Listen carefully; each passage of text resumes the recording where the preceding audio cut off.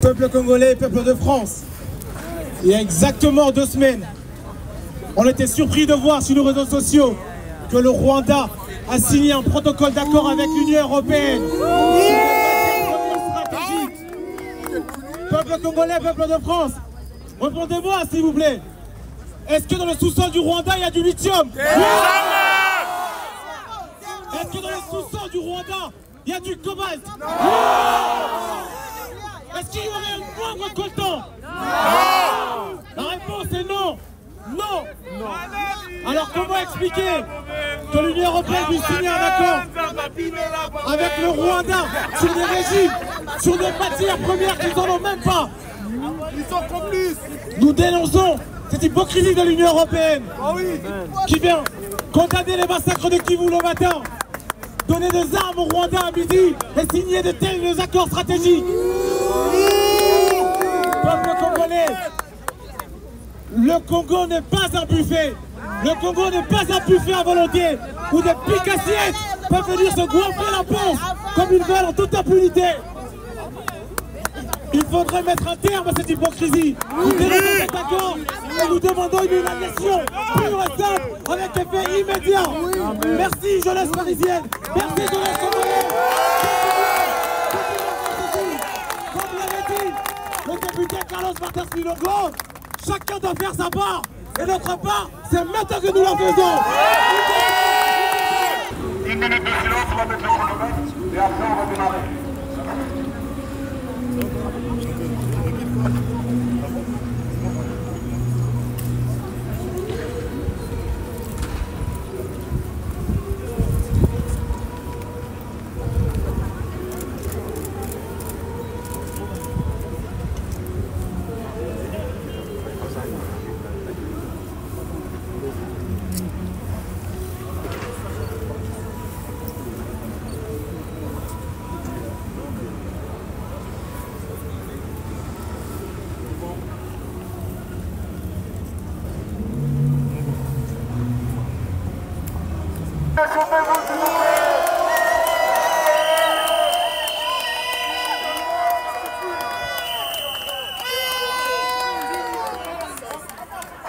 L'association qui porte et qui apporte le projet Génocost ayant comme objectif majeur la reconnaissance du génocide des Congolais, la commémoration de nos millions de morts et l'avènement d'un tribunal pénal international pour le Congo.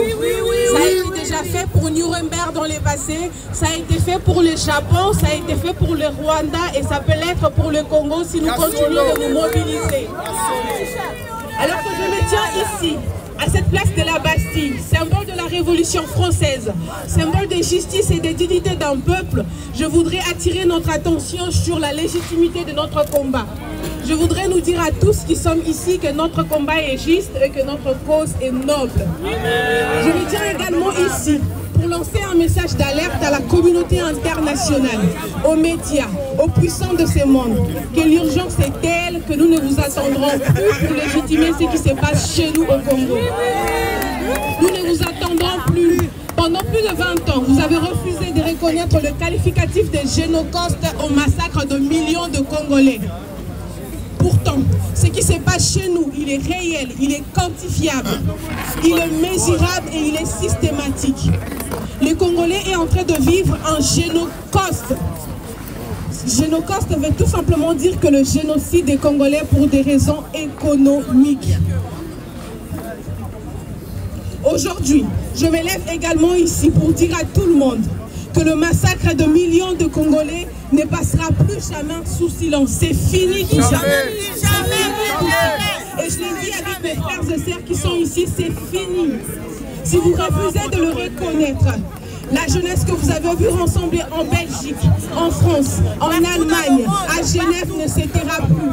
Nous sommes en train de créer notre propre narratif et vous n'aurez d'autre choix que de vous y conformer.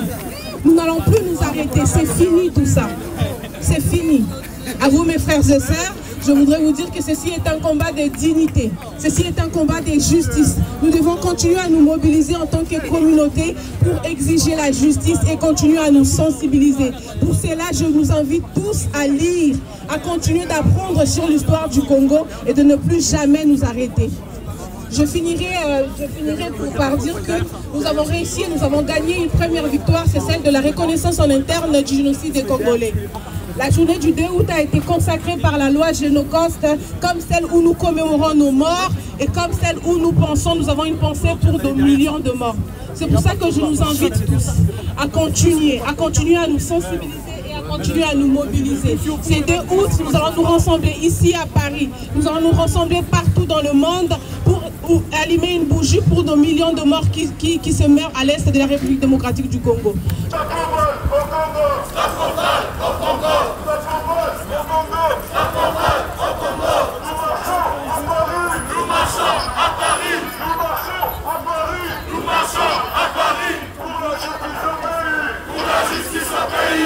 Notre solidarité, la solidarité de la France Insoumise. Aujourd'hui, prend la charge l'ensemble des députés de la France Insoumise.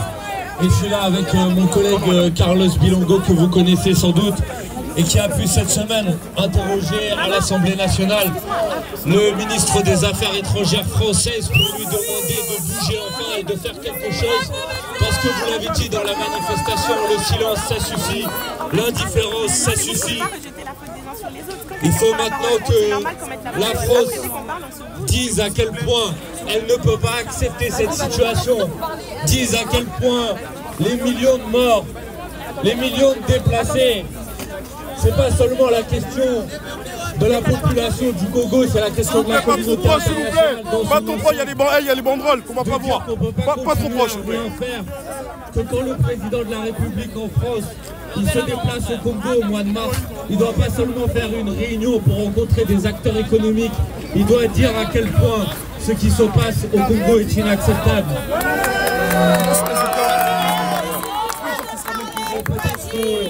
Et vous le savez, l'Organisation des Nations Unies a pointé directement la responsabilité du gouvernement rwandais dans ce qui se passe aujourd'hui au Congo. Et donc la France et l'Union européenne doivent en prendre acte et elles doivent cesser toute collaboration militaire avec le Rwanda. Collaborer avec le gouvernement rwandais. La France doit agir aussi pour prendre des sanctions économiques et des sanctions diplomatiques contre l'État rwandais pour que ça s'arrête désormais au Congo. Et enfin, la France, elle doit agir au Conseil de sécurité des Nations Unies pour faire en sorte que la communauté internationale sorte de son silence, sorte de son indifférence et prenne toutes les mesures nécessaires pour que les forces armées rwandaises se retirent du Congo et que la paix revienne le plus rapidement possible. Voilà tout ce qu'on doit faire. Et la France, elle doit cesser une forme de complicité ou en tout cas une forme d'indifférence. Ça doit s'arrêter. Et vous pouvez compter sur nous pour continuer à alerter, pour continuer à prendre la parole sur ce sujet. On le fera à l'Assemblée nationale, on le fera à chaque fois que possible, on participera aux initiatives de solidarité. Voilà, on est avec vous, soutien, solidarité, merci pour votre mobilisation et la bataille continue. Quand on regarde de façon chronologique, à chaque prise de parole, chaque mobilisation, le gouvernement a bougé sa ligne. Au départ, ils avaient un soutien, on va dire, inconditionnel avec le Rwanda, où le mot Rwanda même, ils ne le disaient pas. On a travaillé le sujet, on a mis la pression depuis novembre 2022. Toute l'année 2023, il y a eu une grosse pression également. Quand Macron est venu au Congo, il a subi une pression énorme pour le dire, mais il ne l'a pas dit pendant son entretien avec le président Félix Tshisekedi. Malgré tout ça, la pression ne s'est pas atténuée. Et il y a eu un communiqué du Quai d'Orsay le 20 février, si je ne me trompe pas, où pour la première fois la France, l'exécutif, dit que le Rwanda doit retirer ses troupes du territoire congolais. Et ça, c'est une première victoire. Et il faut continuer à mettre la pression et à demander des sanctions. Parce qu'au final, vous dites que vous acquiescez qu'il y a des Rwandais sur le territoire congolais, des militaires, mais il faut aller plus loin que ça. J'avais interrogé, moi, il y a 6 mois, en commission des affaires étrangères, le fait que la France a un partenariat militaire avec l'Ouganda, avec le Congo et avec le Rwanda. Et comme moi, sur la région des Grands Lacs, vous avez une collaboration militaire avec 3 pays qui se font la guerre. C'est inacceptable. Et à un moment donné, ça doit cesser. Si vous avez vu quelque chose qui n'est pas correct, il faut cesser de livrer des armes, de faire une collaboration et faire aussi un gel économique parce que depuis le rapport mapping, nous avons des noms et des prénoms de personnes qui s'enrichissent avec les minerais du sang. Et les minerais du sang aujourd'hui, chacun de nous sommes responsables parce que nous avons des téléphones portables. Et au travers du COBA du 8e école temps, c'est dans nos portables Donc on a aussi un mot à dire et une pression à mettre en place. Sur cette pression à côté, bien que vous essayez de comprendre, de mettre la pression sur la communauté internationale, sur la France, mais qu'en est-il du gouvernement congolais? Quel message leur adressez-vous? Le gouvernement congolais, quand moi je discute avec mes homologues parlementaires, ou quand je discute avec des ministres, ils sont parfois dépourvus de moyens. Parce que vous savez, la communauté internationale, c'est la première à demain, si le Congo par exemple rentre sur le territoire rwandais, lance des missiles ou tire, à appeler un cessez-le-feu, à dire aux Congolais non mais c'est inacceptable. Mais aujourd'hui, ça existe. Il y a des militaires rwandais qui sont sur le territoire congolais. Mais le jour où vous allez avoir des militaires congolais qui vont rentrer sur le territoire rwandais, tuer des civils ou autres, moi je condamne toute mort d'un civil, c'est impossible. Je ne veux pas que de civils meurent. Mais à ce moment-là, la communauté internationale va commencer à dire mais non, ce n'est pas acceptable. Les politiciens congolais, ils sont aussi dans une période transitoire où ils ont vécu pendant de nombreuses années sous une chape de plomb. Depuis 2019, on peut regarder sur les réseaux sociaux ou différents rapports qui parlent d'accords avec des multinationales sur différents enjeux, même liés au cobalt, au lithium, aux minerais, des contrats qui étaient là depuis 20 ans, 30 ans, qui essaient de réouvrir des contrats parce que pour mettre fin à des collaborations qui n'ont pas lieu d'être, où le Congo est lésé sur certains contrats, donc ils doivent rouvrir ces contrats-là. Et moi je pense qu'il y a un lien économique et un lien avec la guerre. Là on était dernièrement avec eux, avec Distel Zola, pour la CAF, avec la CAF, pour la CAN. Donc on avait fait un tournoi symbolique avec les jeunes filles et les jeunes garçons. Donc c'est très intéressant de discuter avec les jeunes parce que chaque enfant va pouvoir vaquer aux occupations, va pouvoir avoir sa vie d'enfant. Carlos Kilongo et son équipe, pourquoi nous nous sommes rendus à Goma au mois d'octobre pour aller voir nos frères et sœurs, dans quelles conditions nos frères et sœurs vivent. Pendant ce moment-là, il y avait déjà des tirs de part et d'autre. Donc je tenais à remercier Carlos ainsi que ses équipes. On était partis pour une journée pour s'imprégner de ce qui se passe à l'Est. On a eu des témoignages des mamans qui nous disaient le soir dans ce camp-là où il y a 100 000 personnes qui vivent avec à peine 500 toilettes. Les enfants n'ont pas la possibilité d'aller à l'école parce qu'il n'y a pas d'école. Nous, quand on rentre le soir, on rentre chaud et malheureusement, les enfants dorment quasiment dehors. Ce sont des sacs plastiques qui les couvrent le soir. Vous imaginez, depuis que je suis revenu de ce voyage-là, je me suis dit, peu importe ce qui va arriver, je serai toujours debout, je serai toujours devant pour défendre la cause. Alors, cet appel-là à nos artistes, à nos célébrités, qui ont peur de perdre leur contrat, qui ont peur de perdre leur célébrité, qui viennent manifester. Parce que, en plus de ça, la plupart ont grandi dans les quartiers. On a grandi avec rien. Demain, si on t'enlève le peu que tu as, c'est pas grave, tu sauras rebondir. Alors faites appel à nos différents artistes, que ce soit des sportifs, des chanteurs. Ils doivent participer à faire vulgariser ce qui se passe à l'Est. C'est à nous de faire le nécessaire, que l'information circule. Et vous verrez que demain, après-demain, on sera encore plus nombreux pour faire en sorte que ce qui se passe à l'Est se termine. Pour la justice au Congo! Pour la justice au Congo! Il y en a marre de côté! Le Congo a trop souffert! Je m'appelle Madame Claire Tawad. Je suis une élue d'origine congolaise, élue française. Et je représente justement, où je mets en lien ces deux pays. Autant je suis fière d'être française, autant je suis fière aussi d'être congolaise. Et tout ce qui se passe à l'est du Congo ne peut que nous toucher. Nous sommes un collectif des élus français originaires de Congo-Kinshasa et nous sommes là au milieu de la communauté de ceux et celles qui vivent dans nos villes, dans nos campagnes, et nous sommes là pour accompagner toutes les politiques qui sont mises en place de manière à ce que chacun vive dans une forme de sérénité et de liberté. Et c'est cette sérénité, c'est cette liberté que nous souhaitons pour nos frères et sœurs qui sont à l'est du pays. Nous savons comment la souffrance est grande. Nous savons que nos mères tombent. Nous savons que nos sœurs tombent. Nous savons que nos frères aussi tombent. Nous savons que les enfants tombent. Et dans ce sens-là, nous ne pouvons rester indifférents. Nous ne pouvons que dénoncer parce que nous voyons des familles qui sont décimées. Nous voyons des hommes et des femmes qui vivent dans la forêt sans savoir quel jour ils vont s'en sortir. Et nous sommes là pour dénoncer. Nous sommes là pour interpeller. Nous sommes là pour justement dire au monde, nous sommes là pour interpeller les familles du Congo, interpeller aussi la communauté internationale, que ça suffit, cela ne peut plus durer. Je suis Jamel Penja, maire adjoint sur la ville de Savigny-le-Temple.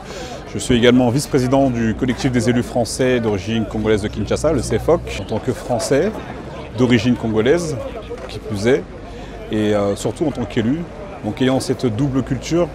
En fait, c'est pour moi une obligation d'être présent parmi les miens, parmi les gens de la diaspora, pour crier haut et fort et dénoncer ce qui se passe actuellement en RDC.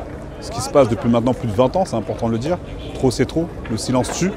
Et donc nous, le fait d'avoir cette écharpe, c'est aussi prendre une responsabilité, prendre la responsabilité de dénoncer, de dire quand il y a des choses qui ne vont pas. Et la responsabilité d'un élu, c'est de dénoncer. C'est ce que je disais avant toute chose. L'élu, il est là pour apporter l'information.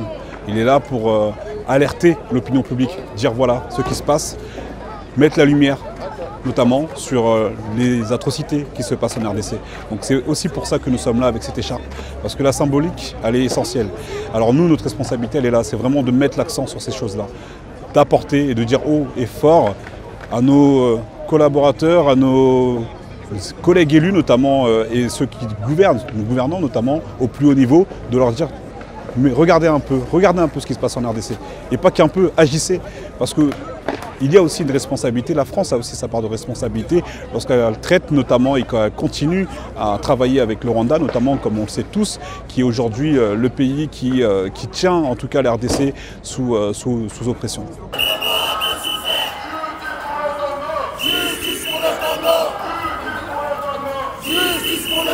Je vais parler plus particulièrement des violences faites aux femmes.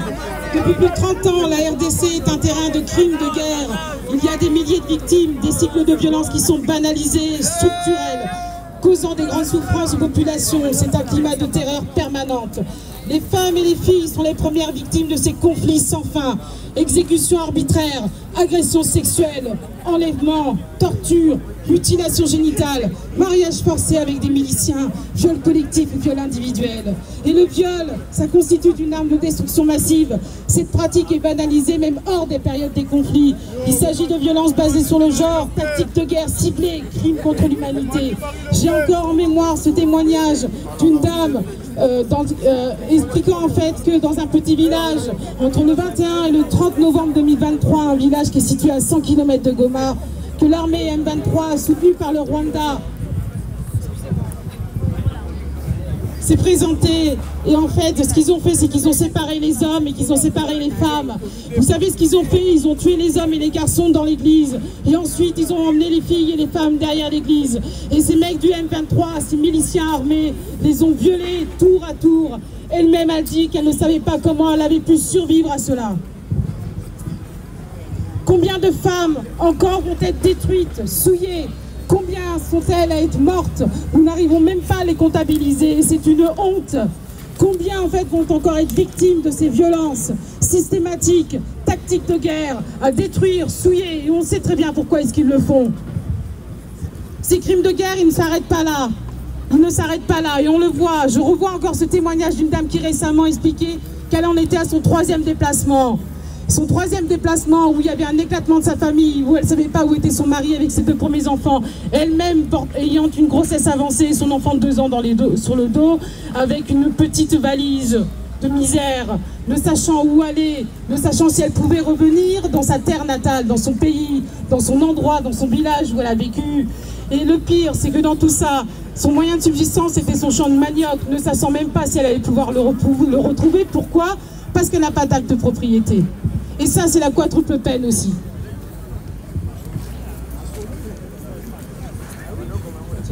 Ces violences systématiques basées sur le genre sont une atteinte à l'humanité. À chaque fois qu'une femme est souillée, à chaque fois qu'une femme est victime, et nos filles sont victimes, eh bien en fait c'est une partie de l'humanité qu'on assassine. Et le docteur l'a bien dit quand il a donné la visibilité, quand il réparait les femmes, c'est les réparer de façon globale. Mais on le sait aussi très bien que, vu qu'en fait ces violences sont systématiques et banalisées et structurelles, même s'il y a un accord de paix ou un cessez-le-feu, il faudra sans cesse les combattre.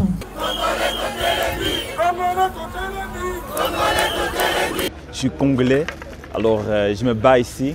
Je suis ici venu pour le marche, comme Congo souffre déjà depuis mon jeunesse. Mes parents m'ont éduqué et donné l'histoire du Congo pour toujours combattre pour le pays. Alors, depuis que je suis installé ici en France, je me joins dans toutes sortes d'organisations comme cette marche ici. Et aussi hier, on est allé essayer d'aller devant l'ambassade du Congo à France pour juste dénoncer, pour juste donner notre voix, pour sensibiliser les gens. C'est ça le plus important. Et moi, je veux que toute jeunesse, tout le Congolais, quand tu es Congolais, tu dois tout faire pour partager les informations et battre pour le pays parce que notre pays souffre. À l'est du Congo, tout le monde le sait, mais on sait que l'Occident ne fait rien parce que c'est le pouvoir qu'il veut. Il prend notre ressource et il gagne de l'argent. Justice pour le Congo. Libérez le Congo. Libérez le Congo. Justice pour le Congo. Justice pour le Congo. Kagame, assassin. Kagame, assassin. Nous en avons marre de voir nos enfants mourir, de voir nos mamans, nos bébés violés. Aujourd'hui, nous n'avons plus peur, nous sommes prêts pour la guerre. La jeunesse congolaise, êtes-vous prêts pour la guerre? Oui! Justice pour le Congo! Justice pour le Congo! Justice pour le Congo! S'il vous plaît!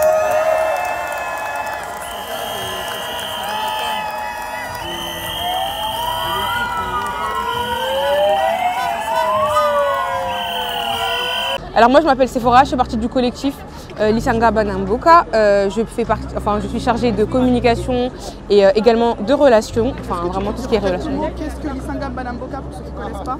Alors Lisanga Banamboka, c'est un collectif qui lutte contre le génocide qui est actuellement au Congo. Donc ce qu'ils font, c'est qu'ils programment des événements un peu partout, plutôt particulièrement en Île-de-France. Tout ça, le but c'est vraiment de sensibiliser le maximum de personnes vraiment à rejoindre la cause. Et on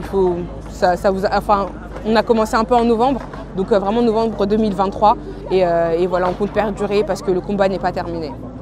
Alors, quelles sont les prochaines actualités du collectif? Alors, concernant les actualités du collectif, aujourd'hui, c'est vraiment la dernière marche qui a été programmée. Ça ne signifie pas que nous allons arrêter les marches, ça ne signifie pas que demain, s'il se passe une catastrophe au Nord Kivu, nous n'allons pas nous relever ou nous vraiment essayer de rassembler encore le maximum de personnes. Ça veut juste dire que dans notre calendrier des programmations, cet événement-là a été programmé comme la dernière. Mais des événements sont à venir. Alors vraiment, le but du voyage, c'est vraiment de mettre aussi en avant toutes les choses, toutes les récoltes qu'on a pu faire, donc nourriture, vêtements et même les dons que vous avez effectués sur notre lien que vous pourrez trouver sur Instagram.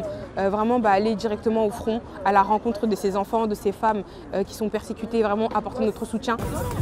Alors, on tenait au nom du collectif à remercier du coup chacun d'entre vous.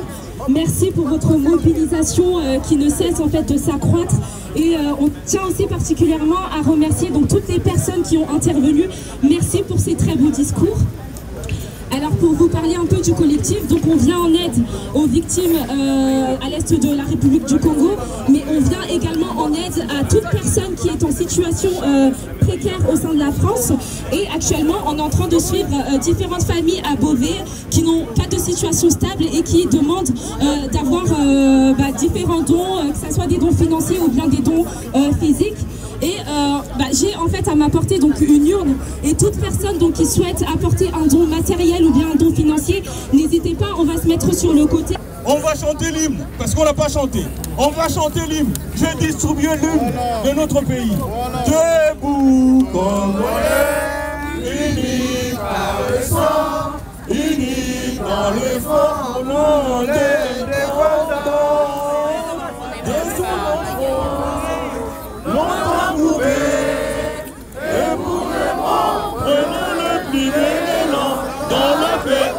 citoyens, entre nous, il consacre de votre solidarité, fièrement saluer l'emploi de votre souveraineté.